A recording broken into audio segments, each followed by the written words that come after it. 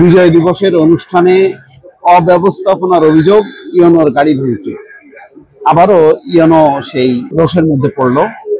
এর আগে দর্শক আপনারা জানেন যে ফরিদপুরের একটা ঘটনা, ইওনো অভিযুক্ত করেছিল বৈষম্য বিরোধী ছাত্র আন্দোলনের একজন সমন্বয়ক, বলেছিল যে শেখ হাসিনা আবার আসবে, এমন একটা অভিযোগের ভিত্তিতে সেই জেলা প্রশাসনের সম্মেলন কক্ষে অভিযোগ আনার পর তাকে তাৎক্ষণিকভাবে বদলি করা হয়, যদিও বলা হচ্ছিল যে না, তাকে এডিসি হিসাবে তিনি বদলি হয়েছেন। সেই ঘটনা নিয়ে বিএনপি জামাত তারা মানববন্ধন করেছিল, বলেছিল যে না, এই ধরনের বক্তব্য সে দেয়নি। তো এই ঘটনার পরপরই আর একটা যে ঘটনাটা আসলো সেটা হচ্ছে ঝিনাইদহ, ফরিদপুর, এটা ঝিনাইদহ।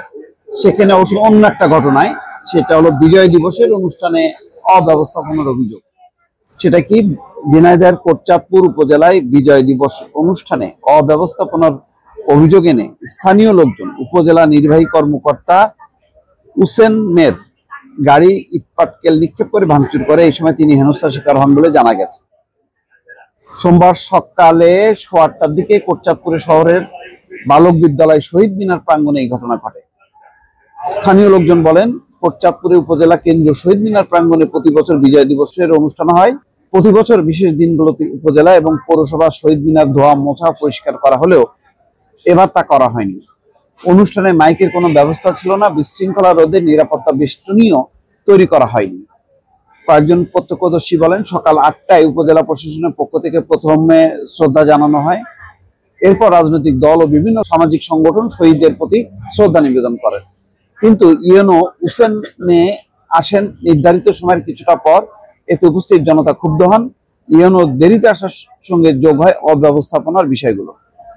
ইওনো গাড়ি থেকে নামার পর বিক্ষুব্ধ জনতা তাকে ঘিরে ধরে প্রতিবাদ জানাতে থাকেন। এই সময় ইওনো হুসেন মে উত্তর দিতে গেলে বিক্ষুব্ধ জনতা তাকে হেনস্থা করে, যা পরিস্থিতি সামাল দিতে বিএনপি সহ স্থানীয় নেতৃবৃন্দ হস্তক্ষেপ করে, পুলিশ হস্তক্ষেপ করে।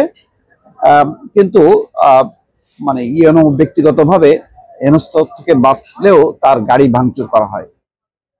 সোমবার সকাল 10:15টার দিকে স্থানীয় রাজনৈতিক নেতা এবং পুলিশের সহযোগিতা নিয়ে ইওনো হুসেন মে শহীদ বেদিতে ফুল দিয়ে শ্রদ্ধা নিবেদন সহ উপজেলা প্রশাসনের অন্য কর্মসূচিতে অংশ নেন। বিএনপির সভাপতি বলছেন আব্দুর রাজ্জাক যে আয়োজকদের অব্যবস্থাপনার কারণে সাধারণ মানুষ নাকশ ছিল, পরে অবশ্য ঠিক হয়ে গেছে। এ সময় কিছু মানুষ ইওনোর গাড়ি ইটপাটকেল নিক্ষেপ করে ভাঙচুর করে। একটা বিষয় দেখেন, এখন সামান্যতেই মানুষ ক্ষুব্ধ হয়ে যাচ্ছে এবং পুলিশকে, প্রশাসনকে লক্ষ্য করে তাদের উপর চড়া হচ্ছে।